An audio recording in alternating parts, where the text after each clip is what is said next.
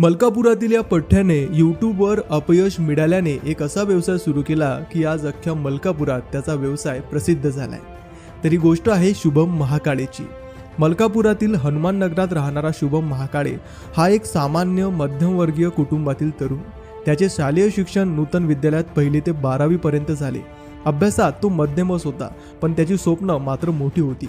12वी नंतर काही कारणामुळे त्याने शिक्षण सोडले आणि आपल्या कुटुंबाला आधार देण्यासाठी मलकापुरातील एका नामांकित मॉलमध्ये त्याने काम करायला सुरुवात केली।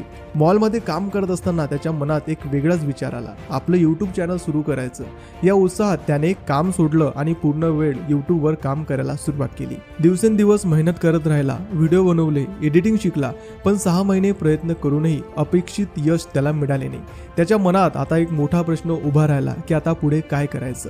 तेव्हाच त्याचा जवळचा मित्र विनय पुढे आला। त्याने शुभमला पुण्यातील एका इव्हेंट मॅनेजमेंट क्लासेसची जाहिरात दाखवली। ती जाहिरात पाहता शुभमने निर्णय घेतला आणि पुण्याला जाऊन इव्हेंट मॅनेजमेंटचं शिक्षण त्याने पूर्ण केलं।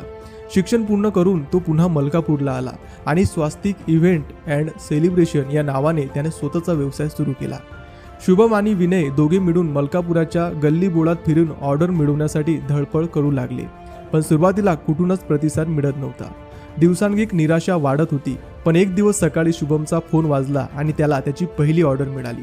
शुभमने ती ऑर्डर पूर्ण आत्मविश्वास आणि मेहनतीने पार पाडली। कार्यक्रम इतका छान झाला की लोकांनी त्याचं भरभरून कौतुक केलं। तेव्हापासून शुभमच्या व्यवसायाला खऱ्या अर्थाने गती मिळाली। एकामागून एक ऑर्डर मिळू लागल्या। आज तो वाढदिवस, special entry, fire show, decoration अशा अनेक सेवांच्या माध्यमातून मलकापुरात एक यशस्वी उद्योजक म्हणून ओळखला जातो। शुभम आजही तरुणांना एकच संदेश देतो की जीवनात कितीही अडचणी आल्या तरी हार मानू नका, प्रयत्न करत राहा, यश तुमच्या समोर नक्कीच येईल।